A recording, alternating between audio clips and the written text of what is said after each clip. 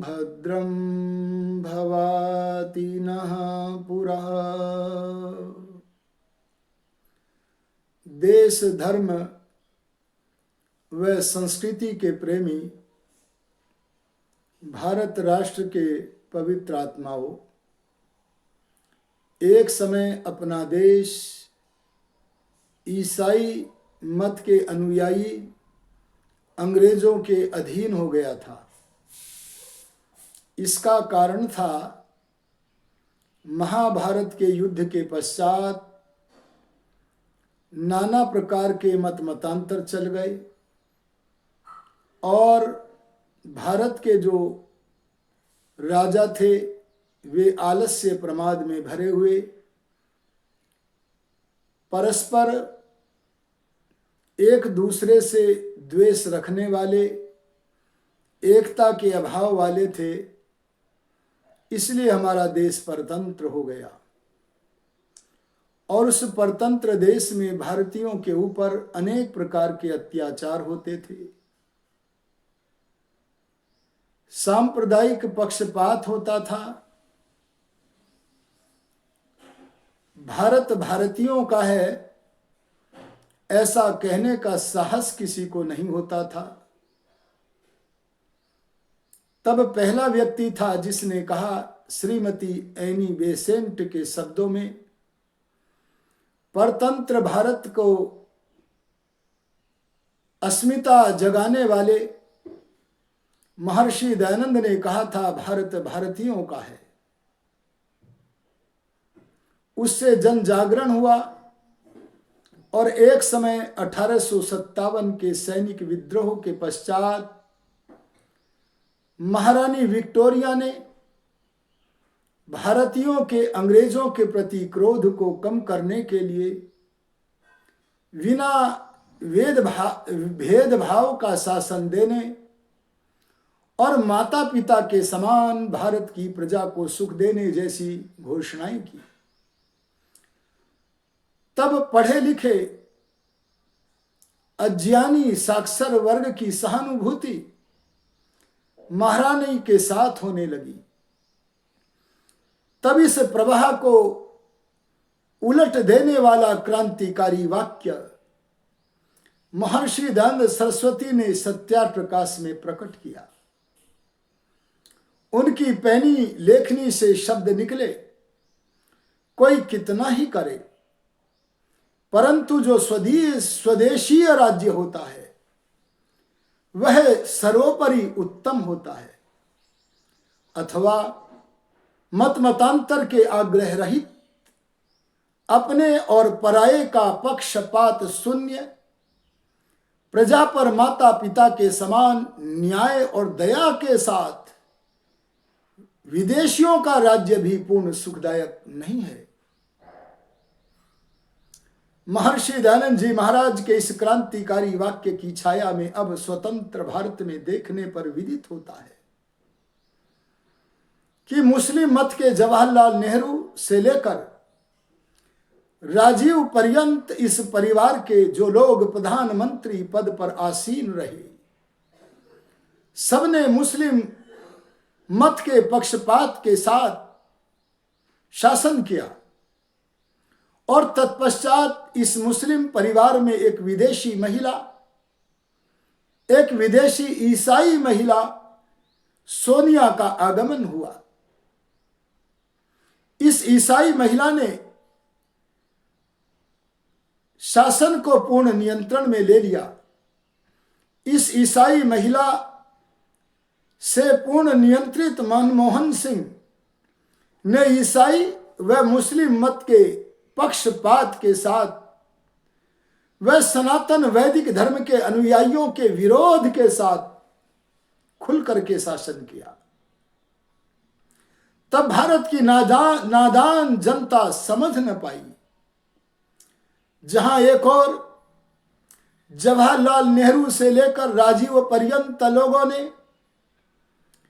अपने आंतरिक विचारों को, अपने सांप्रदायिक विचारों को, अपने तथाकथित धर्म को भारत की जनता से छिपाकर अक्षम्य पाप किया, वहां हम लोग भी समझ न पाए, भारत की जनता समझ न पाई इन दोषों के कारण सनातन वेद की बहुत बड़ी हानि हुई, संस्कृति की बहुत बड़ी हानि हुई, विकृतियां प्रारंभ हो गई। पत्थरबाजी मुस्लिम मत के लोग करते थे, उसको प्रश्रय दिया जाने लगा, संरक्षण दिया जाने लगा, और तो और उनको प्रश्रय देने के लिए आपातकाल में तात्कालिक प्रधानमंत्री श्रीमती इंदिरा गांधी ने संविधान की प्रस्तावना में सेक्युलर शब्द जोड़ दिया। सेक्युलर शब्द का अर्थ क्या होता है, यह उन्होंने वहां परिभाषित नहीं किया। यद्यपि विदेशों में सेक्युलर शब्द का अर्थ होता है कि जो चर्च के लोग हैं वे अपने चर्च में व्यवस्था चलाएं, और यहां पर हम राज्य व्यवस्था स्वयं देखेंगे, आप हमारी राज्य व्यवस्था में हस्तक्षेप न करें। लेकिन भारत में सेक्युलर शब्द का अर्थ जो हुआ वह हुआ सारे पंथों को एक मानना। आहा, कितना बड़ा दुर्दिन था वह, जब सांप्रदायिक मुस्लिम मत की विचारधारा वाली इंदिरा गांधी ने अपवित्रता और पवित्रता को एक श्रेणी में स्थिर कर दिया सेक्युलर के शब्द के द्वारा। अरे जो चीनी समझकर धूल फांक रहे थे उन लोगों को भी हमारे साथ खड़ा कर दिया। क्या ऐसे करके इंदिरा ने धर्म के ऊपर सांप्रदायिकता का थूक नहीं फेंका है? हमारा कर्तव्य है कि हम सांप्रदायिकता से ऊंचे उठकर सर्वत्र धर्म की स्थापना करने के लिए सदुद्यम करें। हम महर्षि दयानंद जैसे, अरे ब्रह्मा से लेकर दयानंद पर्यंत ऋषियों के खूंटे से बंध करके अपने जीवन को गति दें, क्योंकि ब्रह्मा से लेकर दयानंद पर्यंत ऋषियों की जो परंपरा है उस परंपरा रूप खूंटे का आधार वेद है, और वेद का आधार कोई मनुष्य नहीं है, बल्कि वेद का आधार तो परमपिता परमात्मा है। अहो, परमात्मा से जोड़ने के लिए ही, अरे सत्य से जोड़ने के लिए ही, वेद से जोड़ने के लिए ही आर्य समाज के संस्थापक, सनातन धर्म के प्रहरी महर्षि दयानंद ने आर्य समाज का तृतीय नियम बनाया था। वेद सब सत्य विद्याओं का पुस्तक है। वेद का पढ़ना, पढ़ाना और सुनना, सुनाना सब आर्यों का परम धर्म है। यदि आप अपने जीवन के आगे ज्योति रखना चाहते हैं, अगर आप अपने जीवन के आगे ज्ञान का प्रकाश रखना चाहते हैं, अर्थात ज्ञान का प्रकाश रखकर अगर आर्यत्व को धारण करना चाहते हैं, भगवान के दिए हुए सार्वकालिक नाम आर्य नाम को सार्थक करना चाहते हैं, तो अपने जीवन में परम धर्म को स्थापित करो। अगर आपने स्वाध्याय रूपी परम धर्म को स्थापित कर लिया तो निश्चित रूप से धर्म के सारे अवयव आपके जीवन में आ जाएंगे। तब हम अपनी देश की रक्षा भी कर सकेंगे, संस्कृति की रक्षा भी कर सकेंगे, उन्नति भी कर सकेंगे। और यदि स्वाध्याय नहीं होगा तो वर्तमान परिस्थिति में हम अपने स्वार्थों में फंस करके मतदान करेंगे। मैं कहना चाहता हूं, इस समय बहुत बड़ी आवश्यकता पड़ गई है।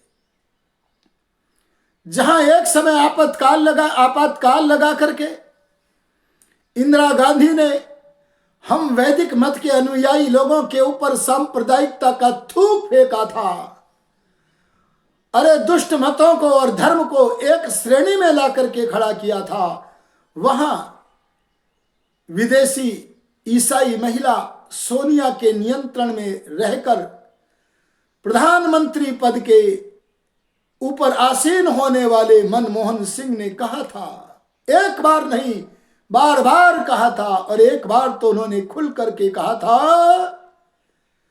अरे सांप्रदायिकता के सने हुए बोल बोले थे, और उन्होंने कहा था भारत की संपदा पर पहला हक अल्पसंख्यकों का है। आप ध्यान दीजिएगा, उनके इन दुष्ट बोलों के ऊपर कोई आघात न कर सकता था। कैसे हम मानसिक गुलाम हो गए थे, परतंत्र हो गए थे। अब थोड़ी सी प्रसन्नता हो रही है। थोड़ी सी प्रसन्नता इसलिए हो रही है कि कम से कम अब नाम मात्र के जो सनातनी हैं, मैं संख्या की दृष्टि से नाम मात्र नहीं बोल रहा हूं, जिनका नाम मात्र स्वाध्याय है, जो सनातन धर्म को पूर्णतया तो नहीं जानते पर उस पक्ष में तो खड़े हैं और कुछ जानते भी हैं, ऐसे लोग शासन में बढ़ रहे हैं। और उनके पीछे जनता को एकजुट होने की आवश्यकता है। अब इस वर्तमान परिस्थिति में आवश्यकता है कि इस अवसर पर हम तथा कथित जातियों के पक्षपात से शून्य सर्वजन कल्याणकारी वस्तु धर्म अर्थात सनातन चक्षु वेद के आलोक से आलोकित लोगों को नेतृत्व प्रदान करें, अथवा हम वेद के आलोक से आलोकित होकर के स्वयं नेतृत्व को अपने हाथों में लेवें। हमारा कर्तव्य है कि इस समय भारतवर्ष का नेतृत्व केवल उन्हीं हाथों में रहना चाहिए जो देश धर्म व संस्कृति से प्रेम करने वाले हैं, संरक्षण करके देश धर्म संस्कृति की उन्नति करने वाले हैं। यदि हम ऐसा कर सके तो कल्याण होगा। अब होलिकोत्सव पर्व आने वाला है। होलिकोत्सव पर्व के अवसर पर जो विधर्मी शक्तियां हैं, जो राष्ट्रद्रोही शक्तियां हैं, वे लोग इस होलिकोत्सव के पद पर आपको बाधा पहुंचाने की प्रयत्न कर रही हैं। जो पर्व, अरे प्रसन्नता को बिखेरने वाला महोत्सव वर्ष में एक बार आता है, उसके लिए कह रहे कि तुम अपना आमोद प्रमोद, अरे सार्वजनिक यज्ञों का आयोजन, अरे वासंतिक नव सस्येष्टि यज्ञों का आयोजन सार्वजनिक रूप में न करें, क्योंकि हम शुक्रवार के दिन, जिसे वे जुम्मा कहते हैं, उसके दिन नमाज पढ़ेंगे जाकर के मस्जिद में। संभल का एक युवा बोला, अरे ये तो वर्ष में जुम्मा अनेक बार आता है, लेकिन होली का पर्व तो वर्ष में एक बार आता है। तुम कोरोना के अवसर पर भी तो घर में नमाज पढ़ते थे। अगर तुमने घर में नमाज पढ़ी तो तुम्हारे मत के ऊपर कौन सी परेशानी आ जाएगी। ए आर्यो, ए सनातनियों, अपने कमर की रीढ़ की हड्डी को मजबूत कर लो।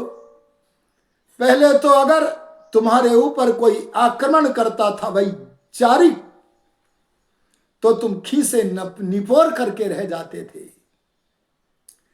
अरे महर्षि दयानंद के आने से पहले ये सनातनी लोग तो ऐसे थे जैसे एक कोई फुसफुसिया जीव हो, अरे जिसके कमर में रीढ़ की हड्डी नहीं होती, ऐसा ही होता था।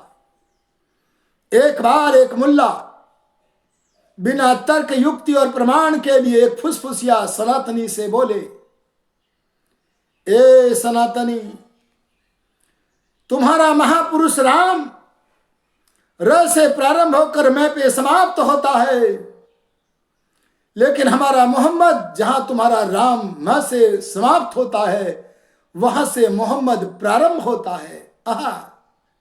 सत्यार्थ प्रकाश को पढ़े बिना, अरे वेदादि सत्य शास्त्रों का अध्ययन के बिना ये सनातनी फुसफुसिया ही करके रह गया। यह भी न कह सका, अरे भाई कोई ज्ञान विज्ञान की बात करके अपनी मत की श्रेष्ठता को प्रतिपादित करो। मैं तुम्हारा आदर्श जो वास्तविक आदर्श बनने के योग्य नहीं है, अगर उसका नाम मैं से प्रारंभ होता है तो इससे कहां तुम्हारे मत की श्रेष्ठता प्रतिपादित हो कि यह भी न कह सका। लेकिन तब वहां पर एक सनातन धर्म का प्रहरी महर्षि दांत का सैनिक भी उपस्थित था। उसने सोचा कि मैं इसको इसी शैली में उत्तर दूंगा, लेकिन महर्षि दांत के उस सैनिक के कमर में रीढ़ की हड्डी मजबूत थी। अरे वैचारिक प्रबलता थी, स्वाध्याय करता था। वह जानता था कि जैसे परमात्मा एक है वैसे धर्म एक है, सत्य एक है, अधर्म अनेक हैं, असत्य अनेक हैं, लेकिन धर्म एक है और वो एक सनातन चक्षु है, वेद। लेकिन तब तो उसने उसी की शैली में उत्तर देने की ठानी और बोले, ए मुल्ला, तुम क्या कहना चाहते हो उसे फिर से कहो। तब उसने कहा, वह तो उसे भी ऐसे ही समझता था। उसे क्या पता था महर्षि दान ने इसे सनातन ज्ञान के चक्षु वेद से संबंध करा दिया है। उसने कह दिया, मैं कहता हूं जहां तुम्हारा राम मैं पर समाप्त होता है वहां से मोहम्मद प्रारंभ होता है।